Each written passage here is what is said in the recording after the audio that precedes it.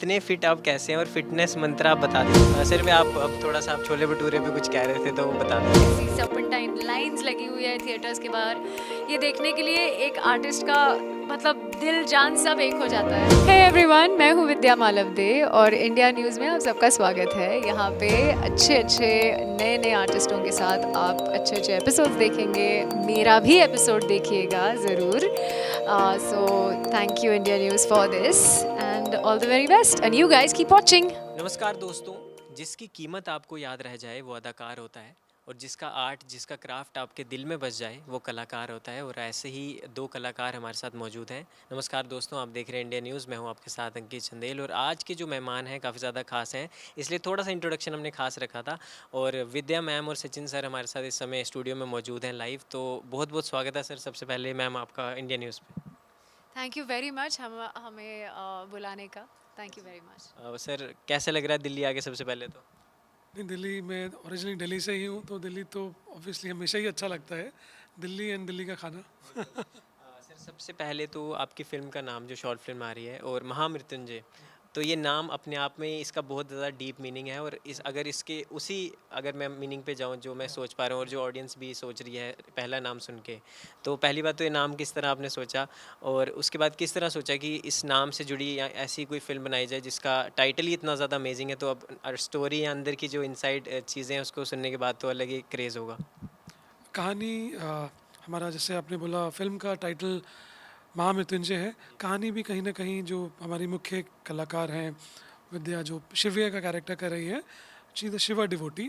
तो कहानी बेसिकली एक शिवा डिवोटी के ऊपर है। शिव्या एंड उनके दो ब्रदर हैं एंड बहुत एक स्ट्रॉन्ग बॉन्डिंग दिखाई है ब्रदर सिस्टर की। एंड प्लस एक बिलीफ, एक ट्रस्ट, एक शिवा डिवोटी का वो दिखाया गया है। एंड डेफिनेटली महामृत्युंजय हमने जैसे टाइटल रखा है, उस टाइटल में ही कहीं ना कहीं एक कहानी है छिपी हुई। मैम पहली बात तो बहुत बहुत कॉन्ग्रेचुलेशंस आपको इस फिल्म के लिए। और आपका जो रोल है काफ़ी ज़्यादा बेहतरीन है। कहीं ना कहीं हमने इंडिया की जो माइथोलॉजी है, जो हमारे एथिकल बिलीफ्स हैं, उसको हमने इसमें रिप्रेजेंट किया है। तो आप खुद भी शंकर जी की भक्त हैं, क्योंकि कहीं ना कहीं हम वही रोल अच्छी तरह उसमें करेक्टर में जा पाते हैं अगर हमने सच में उस चीज़ को जिया हो। करेक्ट। सही कह रहे हैं आप। शिव जी मतलब मेरा दिन शुरू होता है शिव जी से, मेरा दिन ख़त्म होता है उनसे, और जो बीच में है वो भी सब उन्हीं की वजह से है। मुझे लगता है कि जो भी हूँ मैं लाइफ में, जो भी मैं कर रही हूँ, सब उन्हीं की बदौलत है और उन्हीं की वजह से है। जो नहीं है वो भी उन्हीं की वजह से है, जो है वो भी उन्हीं की वजह से है। तो मेरा बहुत ज़्यादा फेथ और एक बिलीफ है शिव जी में। और तो मुझे लगता है इसीलिए शायद मेरे मेरे हिस्से में ये फ़िल्म आई है। मैं सचिन जी के साथ किसी और फ़िल्म के बारे में बात कर रही थी और उन्होंने कहा था कि अब वो तो हमारी कास्ट हो चुकी है, बस शूट ही होने वाली है। And I was like okay whatever. And then he said पर एक और फ़िल्म है। तब उन्हें भी नहीं पता था कि मैं शिव जी की भक्त हूँ, और उन्होंने बस कह दिया कि वो कुछ इस तरह से है, because he also wasn't sure कि मैं किस तरह से लूँगी, वेदर आई एम वेदर एक तो है कि आपका अध्यात्म में या भगवान में या किसी एक भगवान में विश्वास हो या जो भी हो, और एक है कि आप मतलब जानते हो नहीं जानते हो, इट्स समथिंग लाइक दैट। तो उन्हें भी आई थिंक काफ़ी आश्चर्य हुआ कि मैं मतलब शिव जी और मेरा कनेक्शन इतना इतना डीप है, इतना इमोशनल कनेक्ट है मेरा उनसे। तो उन्होंने जब मुझे कहानी के बारे में बताया, शिव जी के बारे में बताया, फ़िल्म किसके बारे में है, और महामृत्युंजय जाप जो मैं हर सुबह करती हूँ, मेरी साधना का वो एक बहुत अहम अंग है। तो मुझे भी आई वाज आल्सो वंडरिंग कि ये हो कैसे रहा है और ये इस तरह से कैसे कनेक्शन हो गया है, क्योंकि किसी और चीज़ के बारे में बात कर रहे थे और कुछ और ही हो रहा था। तो आई सेड ये शायद मेरे लिए, ये शिव्या का जो कैरेक्टर है शायद मेरे लिए ही बना है, शायद ये फिल्म आप मेरे लिए ही बना रहे हैं। तो इसीलिए मैं यहाँ आई हूँ मुंबई से। हमने थोड़ा बहुत यहाँ शूट किया है और फिर बाकी सारा हम मुंबई में शूट कर रहे हैं। तो या इट्स लवली, इट्स वंडरफुल। जी, मतलब ओवरऑल वन वर्ड में कहा जाए तो वही शून्य है वही काय जिसके भीतर बसा शिवा है। तो बात की जाए बात की जाए सर, सबसे पहले कास्ट की तो आपने कहा मैम, इसके लिए तो मैम ने भी कहा कि हम इनडायरेक्टली हमारा वो चीज़ हो गया हैपन। तो अब आपके लिए स्क्रिप्ट सिलेक्शन मंत्रा क्या है और किस तरह से आपके पास कोई भी स्क्रिप्ट आती है तो आप उस पर काम कर पाते हैं? ये वाली मेरी ही खुद की स्क्रिप्ट है। ज़्यादातर जो फिल्में मैंने पहले भी की हैं मैं खुद ही स्क्रिप्ट लिखता हूँ। एंड आई थिंक जब हम कहानी लिखते हैं उस टाइम में हमारे माइंड में कोई किरदार एक्टर नहीं होता है, पहले कहानी बन जाती है। कहानी के बाद में सबसे ज़रूरी जैसे कास्टिंग आती है, तो उस टाइम में सबसे मुझे लगता है कि एक्टर के अंदर एक डिसिप्लिन बहुत ज़रूरी है और एनर्जी बहुत ज़रूरी मुझे मेरे अकॉर्डिंगली। सो मुझे कहीं ना कहीं वो बहुत अच्छी एनर्जी दिखाई दी एंड एक बहुत स्ट्रॉन्ग कन्विक्शन मुझे मिला इस सब्जेक्ट के लिए। So I think more than Vidya I am more excited working with her. Ma'am आपसे पूछना चाहूँगा, शिव्या बिल्कुल सर ने, अब हमने सोशल मीडिया पे भी देखा है हर जगह, इन्होंने सही बोला, बिल्कुल आप डिसिप्लिन्ड हैं और जो आप करती हैं सबको पसंद आता है। और आपका जो ये करेक्टर है कहीं ना कहीं आपने कहा रियल लाइफ में मेरे साथ रिलेट करता है और सुबह आप इस चीज़ का प्रैक्टिस करती हैं और आगे भी हम चाहते हैं कि इसी तरह के आप डिफरेंट आप एक्सपेरिमेंट्स करते रहें। तो मैम मेरा एक क्वेश्चन ये है कि आपने OTT में भी काम किया है और आपने सिनेमा में भी काम कर चुके हैं, तो कहीं ना कहीं लोग डिफ्रेंशिएट करते हैं कि OTT वर्सेस सिनेमा या इस तरह का कुछ, और दोनों में कितना मज़ा आता है, कुछ अलग आपका इसमें एक्सपीरियंस रहा है या किस तरह आप देखते हैं इस चीज़ को? आई थिंक एक एक्टर के लिए या आप OTT करो या फिल्म करो या हिंदी फिल्म करो या पोर्चुगीज़ या फ्रेंच फिल्म करो, एक एक्टर के लिए सबसे ज़्यादा ज़रूरी है कि क्या आपकी स्क्रिप्ट क्या है और उसके अंदर आपका कैरेक्टर क्या है। तो वो तो सेम रहता है, जितना आपका प्रेपरेशन रहता है वो भी सेम रहता है। तो होमवर्क जो करना है और यही है कि अगर OTT है, अगर आपके 8-10 एपिसोड्स है तो शायद आप 2-3 महीने के लिए शूट कर रहे हो, शायद आपकी फ़िल्म है तो आप शायद 1-1.5 महीने के लिए शूट कर रहे हो, और अगर आप शॉर्ट फिल्म कर रहे हो तो 2-4 दिनों में ख़त्म हो जाती है। तो यही डिफरेंस बेसिकली है। बाकी सब तो जो आपका होमवर्क है, जो आपको करना है, जो कैमरा के सामने आपके इमोशंस है, उसमें कोई अलग अलग नहीं होता है। वो exactly they are the same, कोई भी लैंग्वेज में करो, कोई भी प्लेटफॉर्म पर करो। ये है कि आई थिंक फिल्में भी कर चुकी हूँ, OTT भी पे भी कर चुकी हूँ, वेब सोर्स। बस ये है कि फिल्में एकदम ऐसे लिमिटेड थी उस वक्त, और एक जो टिपिकल आपका स्टार कास्ट होता है उसको लेके what ever that was it. OTT की वजह से जो कंटेंट बन रहा है उसमें एक्चुअल आर्टिस्ट के लिए बहुत कुछ है करने के लिए। उसमें फिर आप कितने अच्छे दिखते हो या नहीं दिखते हो उसका किसी को फ़र्क नहीं पड़ता। आपका क्या एज है, आप क्या जेंडर है, सबके लिए पार्ट्स लिखे जा रहे हैं और बहुत अच्छे पार्ट्स लिखे जा रहे हैं। अच्छे कैरेक्टर्स लोगों को अच्छे लगते हैं, और अच्छे अभिनेता जो हु पुश द एनवेलोप और जो बनाते हैं कैरेक्टर को, वो देखने के लिए लोग उत्सुक है। और छोटा बड़ा ऐसा वो डिमार्केशन चला गया है। तो आई थिंक दैट्स वन। एक तो जो वो the big star and star का वो डिमार्केशन OTT में चला गया है, और सब, अगर आपका कंटेंट अच्छा है तो आपको ऑडियंस मिलेगी ही, और वो मिल भी रही है। और हम देख भी रहे हैं कि इतने अच्छे अच्छे सीरीज़ आ रहे हैं जो हमें देखने को अच्छे लगते हैं, और हम ये भी कंपैरिजन करते हैं, अरे ये तो हॉलीवुड सीरीज से के पार में है, या जो भी है। और ज़रूरत नहीं है कंपैरिजन करने की, जस्ट दैट हमारे पास जो इतना बड़ा टैलेंट पूल है, राइटर्स का, डायरेक्टर्स का, आर्टिस्ट का, और सभी फैकल्टीज़ में, वो एक्चुअली सामने आ रहा है। बस I think that's the only big difference, and it is fantastic. तो देखा आपने किस तरह से मैम ने एक्सप्लेन किया इस चीज़ को। मैम सबसे पहले तो ये जादूगर मैजिशियन तो हैं ही, कैमरे से पीछे से जो जादू करते हैं, लेकिन आपका मैं ये पूछना चाहूँगा बेसिकली कि आपका स्क्रिप्ट सिलेक्शन मंत्रा क्या रहता है और आप किस तरह आप सोचते हैं कि इस पे मुझे काम करना है, या क्या आपके मेन वो फैक्टर्स रहते हैं कि अच्छा ये पॉइंट्स होंगे तो मैं करूँगी इस फिल्म को? देखिए, बहुत सिंपल। मुझे ये ना बहुत साल पहले जब मैं चक दे कर रही थी ना, आदित्य चोपड़ा जी ने कहा था कि ऐसी फिल्में करो जो आप खुद देखना चाहोगे। अगर आप देखना चाहोगे तो आपके जैसे लोग भी देखना चाहेंगे, करेक्ट? तो वो एक है, जब मैं पढ़ती हूँ स्क्रिप्ट, और जो अगर मुझे किसी का कुछ स्क्रिप्ट में मेरे दिल को छू जाता है, या मुझे बहुत हंसाता है, या if there is some sort of a connect, then I say okay, this is what I want to do। Script के बाद आता है मेरा कैरेक्टर क्या है और मैं उसमें क्या कर सकती हूँ। और ये बहुत ज़्यादा अब कोशिश रही है कि हर कैरेक्टर जो प्ले कर रही हूँ उसमें थोड़ा सा कुछ अलग लेके आऊँ। तो अगर मैंने एक्चुअली 3 शोज़ ऐसे किए अभी, जिनमें तीनों एक मिडिल क्लास हाउसवाइफ जो है, small town middle class housewife, lower middle class housewife के पार्ट्स है। और तीनों में आई वाज थिंकिंग अभी इसमें मैंने इस तरह से इस लड़की को बनाया है, तो अब इसमें क्या करूँ या तीसरे में क्या करूँ। तो सबका एक डायलेक्ट होता है, सबका एक अदा अलग होती है, एक चलने का ढंग अलग होता है, एक बात करने का ढंग अलग होता है। तो किसी में कुछ आप अलग अलग लेके आओ, जैसे मिसमैच की जो जीनत करीम है वो अलग ही है, उसका अपना अलग ही अंदाज़ है। वैशाली थी जो डॉक्टर अरोरा में थी, again small town middle class woman, उसका एक अलग ही पैथोस है, उसका एक अलग ही रंग ढंग जो भी है आप। और एक तीसरा जो अभी आने वाला है, वो तीनों मैंने साथ में एक्चुअली ऑलमोस्ट शूट किए हैं 1 साल के ड्यूरेशन में। और मेरी सिर्फ ये कोशिश रही है कि तीनों को एक दूसरे को, मतलब ऐसा कभी नहीं लगना चाहिए कि जीनत इसकी तरह या वैशाली की तरह है या वैशाली पुनिया की तरह है, या I try and see that क्या कर सकती हूँ जो जो कभी किसी ने देखा ना हो। That's it.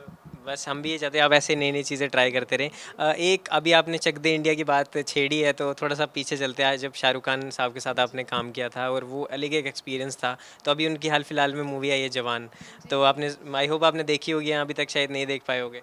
अभी तक देखने का मौका नहीं मिला एक्चुअली मेरी लाइफ में। अभी गणेश चतुर्थी भी आ रही है तो उसकी तैयारी चल रही है। मैंने अपना घर शिफ्ट किया है, मेरे पेरेंट्स ने उनका घर शिफ्ट किया है, तो बहुत ज़्यादा और ट्रैवल और शूट करे जा रही हूँ। तो आई थिंक उसके बीच में देखने का तो बहुत मन है, लेकिन अभी तक देखी नहीं है।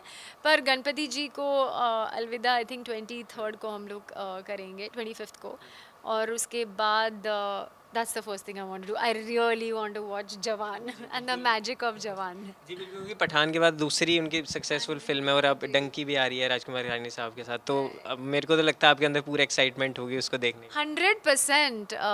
एक तो मुझे बहुत एक्साइटमेंट है कि इंडस्ट्री का आई थिंक ये नया दौर वापस शुरू, जो पुराना दौर था वो वापस आ गया है, तो इट्स लाइक ऑलमोस्ट नया दौर। और लोग टिकट्स ब्लैक में खरीद रहे हैं देखने के लिए। लोगों को ऐसी सर्पेंटाइन लाइंस लगी हुई है थिएटर्स के बाहर, ये देखने के लिए एक आर्टिस्ट का मतलब दिल जान सब एक हो जाता है।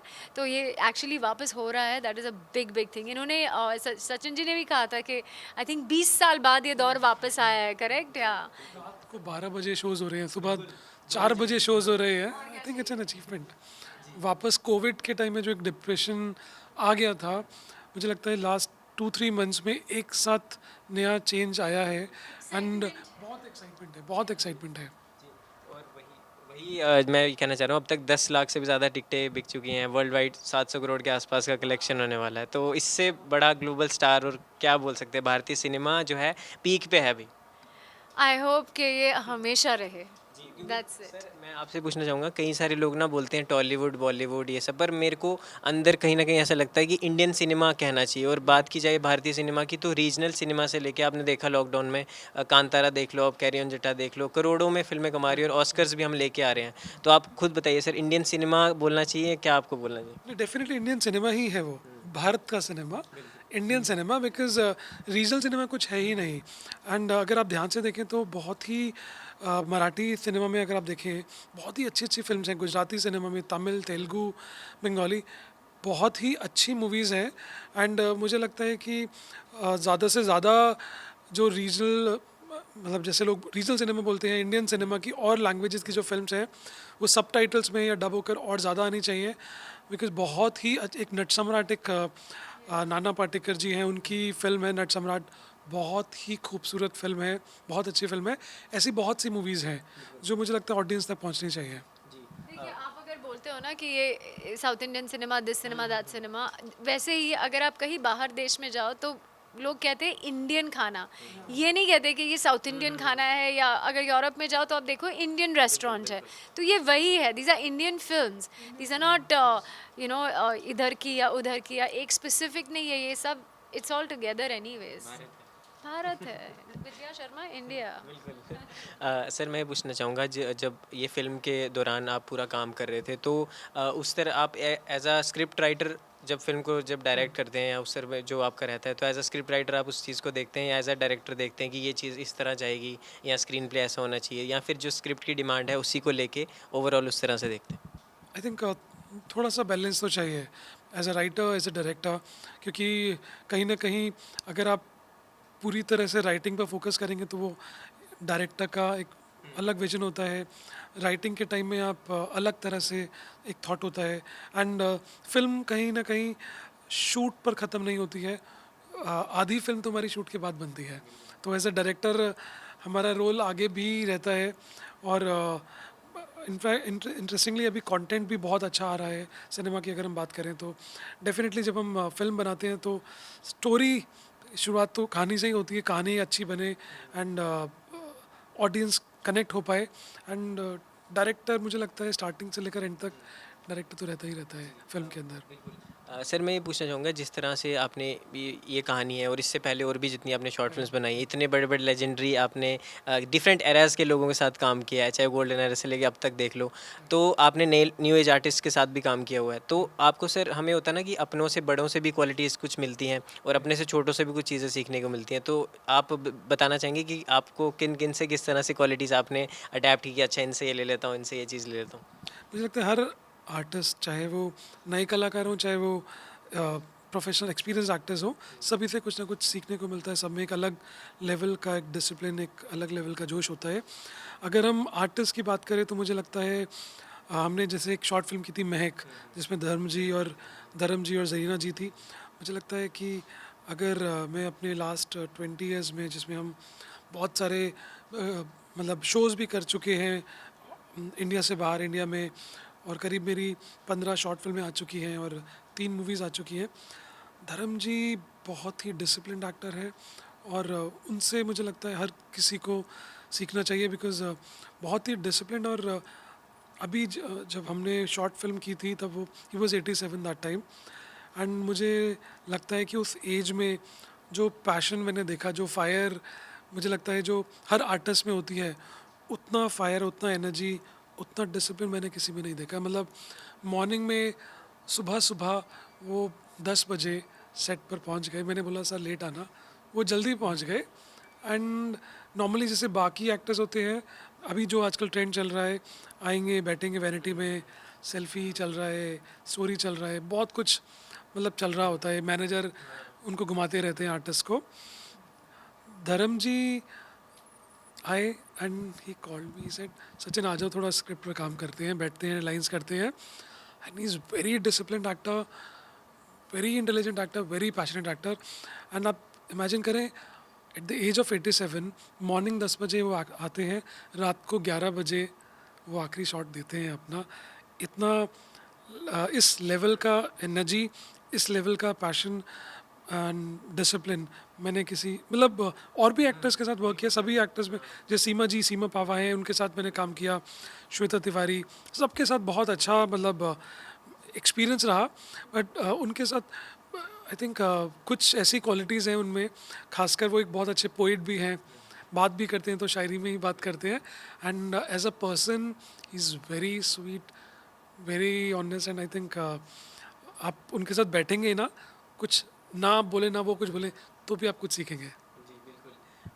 तो काफ़ी कुछ सर ने अपने एक्सपीरियंसेस बताए। मैम ये मेरा बहुत डिमांडी क्वेश्चन था, मुझे बहुत लड़कियों ने लड़कों ने बोला ये मैम से क्वेश्चन पूछना। हालांकि हमें सोशल मीडिया पे दिखता है कि आप इतने फिट आप कैसे हैं, और फिटनेस मंत्र आप बता दीजिए, क्योंकि आप दिल्ली आए हैं तो मुझे 100% लगा आपने कुछ ना कुछ तो खाया होगा, सब कुछ होगा। हाँ वही। और आप इतना मतलब क्या नहीं खाते और क्या खाते हैं कि आप इतना फिट है, मेरे को बताइए। लगता नहीं है आपके पास कोई ऐसी पावर्स हैं, special super natural powers? I think super natural power तो योगा ही है, जो आप मेरे इंस्टाग्राम पे देखते होंगे।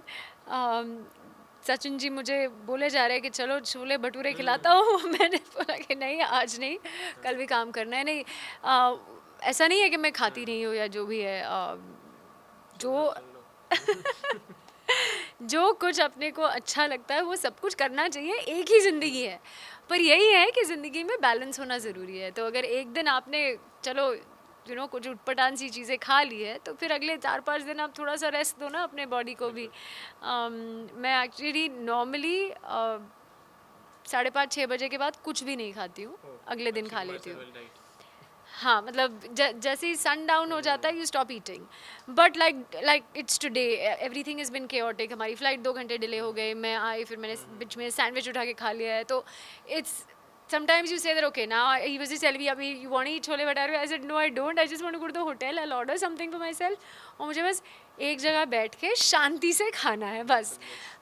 ये भी और एक चीज़ है, when I am eating I don't like to talk, when I am eating I don't like to have conversations and watch TV and mobiles and वो तो इतना ज़्यादा, तो आजकल तो बच्चों को भी मोबाइल पकड़ा देते हैं, खाना खा लो बेटा टाइप्स। हाँ, सो आई थिंक जो एक प्रोसेस है फूड का जो आपके अंदर एक एनर्जी ऊर्जा क्रिएट करता है, it's almost like you know आप भगवान जी को प्रसाद चढ़ा रहे हो, यू आर चढ़ाविंग prasad to your own self, and I think it should be there should be a certain sanctity to it. तो आप ये जो एनर्जी है, ये अगर आप न्यूज़ देखते हुए या कुछ उटपटांग देखते हुए या करते हुए या किसी और एनर्जी के साथ आप खाए, तो वो भी एनर्जी आपके अंदर जा रही है, which is not good for your health basically. तो इसीलिए थोड़ी सी जो चीज़ें हैं अगर आप फॉलो करेंगे, मैं ये नहीं कहती कि आप ये स्ट्रिक्टली बंद करो या स्ट्रिक्टली ये मत करो वो मत करो, सब कुछ खाओ लेकिन बैलेंस में खाओ, पोर्शन कंट्रोल कर लो, सिंपल। एंड एक चीज़ जो लाइफ चेंजिंग है वो, अगर आप सनडाउन के बाद अगर नहीं खाना बंद करोगे, आपका वेट या जो भी है सब सब बैलेंस हो जाएगा। जी, तो मैम ने जो बोला है वो भी फॉलो करना है और मैम को भी फॉलो करना है सोशल मीडिया पे, आपको और टिप्स वहाँ मिल जाएंगे। सर मैं आप अब थोड़ा सा आप छोले भटूरे पे कुछ कह रहे थे तो वो बता दीजिए। आपको भी खिला देंगे तो चलो। नहीं वो दिल्ली आके अगर वो नहीं खाए देन आई थिंक कुछ दिल्ली के साथ में ये इनजस्टिस है। मतलब दिल्ली आके हाँ सबने खाया है तो खाना चाहिए। तो नेक्स्ट टाइम छोले छोले भटूरे पड़ेगा दिल्ली आपके साथ छोले भटूरे खाने के लिए बेसिकली, और उसके बाद 2 दिन की छुट्टी चाहिए मुझे। जी सर मैं ये पूछना चाहूँगा, कुछ लोग ये कह रहे थे कि जब काफ़ी बड़े बड़े नाम हैं, उन्होंने कहा कि जैसे पे भी सेंसर लगना चाहिए, और कहीं ना कहीं क्योंकि हम थिएटर में देखते हैं कि हमारी फिल्मों में 7 सीन काट दिए 8 सीन काट दिए, लेकिन OTT पे वो सब चल रहा है, तो कहीं ना कहीं हमें लगता है कि OTT पे भी सेंसर होना चाहिए। आई थिंक फ्रीडम होना चाहिए ना फिर। हाँ वो आई थिंक एक फ्रीडम है आपके पास में, आप अगर हर जगह सेंसर लगाते जाएंगे तो बहुत प्रॉब्लम हो जाएगा। ऑलरेडी मेरी एक फिल्म में मेरा एक्सपीरियंस रहा है। पाखी मेरी मूवी आई थी 2018 में, एंड सेंसर बोर्ड ने बिना रीज़न के उसमें एक गाना कट कर दिया, and they had no reason. सिर्फ अपना ईगो सेटिस्फाई करने के लिए आप कुछ भी कर सकते हैं, बट आई थिंक कुछ रूल्स होने चाहिए। रैंडमली नहीं होना चाहिए कि आपका मूड किया वो आपको किसी आर्टिस्ट को प्लीज़ करना है तो उसके लिए सेंसर की ज़रूरत नहीं है। बाकी जगह आपने कैंची चला दी, वो नहीं होना चाहिए। या तो सेंसर हो सबके लिए हो, वो एक पर्टिकुलर आर्टिस्ट के लिए नहीं होना चाहिए। एंड मुझे लगता है कि एक प्लेटफॉर्म तो ऐसा होना चाहिए ना जहाँ पे आप अपने फ्रीडम के अकॉर्डिंगली कुछ एक्सप्रेस कर सकें, जहाँ सेंसर ना हो, आपका अपनी क्रिएटिविटी हो। हाँ आप कहते हैं I was saying that अगर सेंसर इतना ही है तो then you should have sensors for Instagram and stuff ना, because उधर किसी का भी nameless faceless people जो चाहे मन में लिख देते हैं, जिसके बारे में आपको जानते भी नहीं हो, उसके बारे में आपके इतने बड़े इतने strong opinions होने की ज़रूरत ही नहीं है।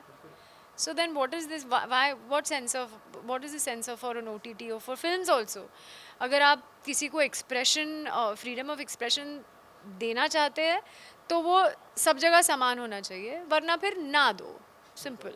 सबके लिए सेम होना चाहिए, जैसे कि सचिन जी ने कहा। जी तो थोड़ा ज़्यादा ही सीरियस हो गया मैं ये कहना चाहूँगा कि आपके लास्ट 2 क्वेश्चंस मैं पूछना चाहूँगा कि सेट पे जब आप मैम के साथ काम कर रहे थे और भी आपके आर्टिस्ट थे, तो ऐसा कोई बिहाइंड द सीन या ऐसी कोई मस्ती, ऐसा कोई जो आप अच्छा किस्सा जो है वो शेयर करना चाहें अपने जो भी आपको देख रहे हैं श्रोता? मुझे लगता है हर मोमेंट में कुछ ना कुछ तो मस्ती चल रही होती है। एंड अभी तो दिल्ली वाले कांड करते रहते हैं, आपको पता है। दिल्ली वाले तो बहुत कांड करते हैं। तो ऐसा कोई मस्ती वाला कुछ? मस्ती वाला मुझे पहले का एक बहुत इंसिडेंट याद आ रहा है। मेरी पहली फिल्म का पहला दिन और पहला शॉट हमने चांदनी चौक में ही परांठे वाली गली में ही शूट किया था। एंड हमारी फिल्म का नाम ही परांठे वाली गली ही है। तो पहला ही शॉट था और वो टेरेस पर था। एंड मतलब हमने जैसे ही एक्शन बोला और पहला शॉट था, पीछे से करीब आई थिंक 40-50 मंकीज़ पीछे से निकलते नजर आए। हमारी जो एक्टर थी उसको शायद आइडिया नहीं था, जैसे ही उसे पता लगा वो लिटरली इतना तेज सीखी, मुझे लगता है आसपास के सारे उनका भी डेब्यू हो गया जो आए बीच तो में। पीछे उनका डेब्यू पहले हुआ, बाकी का एक्टर का डेब्यू बाद में हुआ। तो मैम आप बताना चाहेंगे कुछ? No, I think सेट पे तो हमेशा, हाँ सेट पे तो हमेशा हंसी मजाक ही चलता रहता है। अच्छे माहौल में काम करना, एक अच्छी एनर्जी के साथ आना is the most important thing. मुझे लगता है कि हर वक्त जब मैं सेट पे होती हूँ तब इट्स जैसे नो जैसे it's like a kid in a candy store. एक आई रियली एंजॉय क्योंकि मुझे लगता है कि एक्टिंग करना या जहाँ पे भी मैं हूँ अभी, I feel like it's such a blessing to be on a set. और मैं इस भी जगह में रह चुकी हूँ where I wanted to be on a set और हुआ नहीं है, या अच्छा काम नहीं हुआ है या जो भी है। तो अब जो मुझे लगता है कि एक ब्लेसिंग ही मेरे मेरे इसमें गिरा है कि I am on this set and I have to do this character and it's such a nice character. So I am always in this on this high कि चलो I am going to go shoot today. और मेरे साथ अगर मैं बाकियों की भी एनर्जी थोड़ी अप करूँ तो मुझे बड़ा मज़ा आता है। तो yeah I am forever like ready to go, let's go and let's do this. So yeah I like it. दिख भी रहा है जब भी आप इतना थकी हुई हैं फिर भी आप इतने एक्साइटमेंट से बात कर रहे दिख रही हूँ ना थकी हुई, हाँ हैं। मुझे थोड़ा थोड़ा चिन्ना चिन्ना। चिन्ना चिन्ना। या तो मैम ये पूछना चाहूँगा आपसे कि अपने फैंस के लिए बता दीजिए अपकमिंग आपके कुछ प्रोजेक्ट्स जो आ रहे हैं, या कहाँ आपको और देख सकते हैं। तो अभी 20 अक्टूबर को आप मुझे महामृत्युंजय में देख सकते हैं, जहाँ मैं शिव्या का किरदार अदा कर रही हूँ।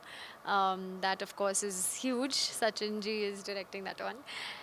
उसके बाद 2 फिल्में हैं जो I think by the end of the year release हो जानी चाहिए। एक है आयुष के साथ सलमान खान प्रोडक्शन में, और एक और है जो I forgot his name. What's his name? Mr. Filmistani. He will kill me. Sharib Hashmi ji के साथ एक फिल्म कर रही हूँ, वो भी ख़त्म हो चुकी है तो वो भी आने वाली है। तो या दीज आर द 2 फिल्म्स, और एक और शुरू कर रही हूँ अगले महीने। तो that's also really interesting and a very nice love story, so excited about that. बता दिया मैम ने, काफ़ी सारी चीज़ें हैं उनकी bucket list. Mismatch season 3 shoot शुरू होने वाला है। सब लोग मुझे यही पूछते रहते हैं कि आने वाला है कि नहीं आने वाला है। जो 2 सीज़न के बाद ख़त्म होने वाला था, पर आई थिंक लोगों का रिस्पांस इतना बढ़िया रहा है और इतना सराहा है आप लोगों ने उसे, तो 3rd सीज़न की स्क्रिप्ट रेडी हो गई है, तो और हमसे डेट्स भी ली गई है, तो शूट बस कुछ ही महीनों में शुरू हो रहा है। जी बिल्कुल, तो काफ़ी सारी बड़ी बड़ी अनाउंसमेंट्स मैम ने कर दी हैं। तो सर आप लास्ट में एक ऑडियंस को बता दीजिए कि उन्हें क्यों ये फिल्म देखनी चाहिए और क्या मैसेज है आपका ऑडियंस के लिए। क्यों देखनी चाहिए? बिकॉज आई थिंक हमने बहुत ऑनेस्टली, बहुत सिंसियरली ये फिल्म बनाई है, और मेरे सभी कलाकारों ने, विद्या मलवदे, हिमांशु गोयल, अभिषेक चौहान, हमारे सभी एक्टर्स ने बहुत मेहनत की है और बहुत दिल से हमने ये फिल्म बनाई है। एंड जिस तरह का आजकल मतलब कंटेंट देखने को मिल रहा है, हो सकता है कुछ ऑडियंस को कुछ नया देखने को मिलेगा, एंड बहुत ही सिंसियर अटेम्प्ट है। Thank you. तो सर ने बता दिया किस तरह की इनकी ऑनेस्टी, कितनी मेहनत है। तो इतनी मेहनत है, इसके बाद भी अगर फिल्म ना देखे तो फिर कोई मुझे नहीं लगता फ़ायदा है। तो मैं तो ज़रूर देखूंगा, आपको भी रिक्वेस्ट करूंगा आप सभी इस फिल्म को देखें, प्यार दीजिए और फीडबैक भी अपना ज़रूरी देना, क्योंकि फिल्म मेकर के लिए फीडबैक बहुत इंपॉर्टेंट होता है। तो फीडबैक ज़रूर दें। हाँ, आर्टिस्ट भी नहीं, आपको तो फिल्म मेकर भी है तो आर्टिस्ट, एक्टर के लिए भी तो सोशल मीडिया पे फीडबैक मिल ही जाएगा। अरे अच्छा, ऐसा तो क्या? भाई मासी आपकी पकड़ है। अच्छा ओके, इफ यू इंसिस्ट। पर नहीं, आई थिंक वो दिल से बनी हुई है, और मुझे लगता है कि हर किसी को एक वो कनेक्शन जो होता है ना, एक जो फेथ का कनेक्शन होता है, वो शायद कहीं पकड़ में आ जाए, तो then that will be wonderful. बस तो दोस्तों ये थे हमारे साथ कुछ अच्छे आर्टिस्ट, कुछ मेहनती आर्टिस्ट जो हमारे साथ आज मौजूद थे, और आप आई होप आपको काफ़ी कुछ इनसे सीखने को मिला होगा। मुझे भी बहुत कुछ सीखने को मिला है। तो ऐसे ही अच्छे अच्छे आर्टिस्ट हम आपको मिलाते रहेंगे। इस एपिसोड में दोस्तों इतना ही। आप देखते रहे इंडिया न्यूज़, कैमरामैन सेतुपति के साथ, इंडिया न्यूज़ दिल्ली।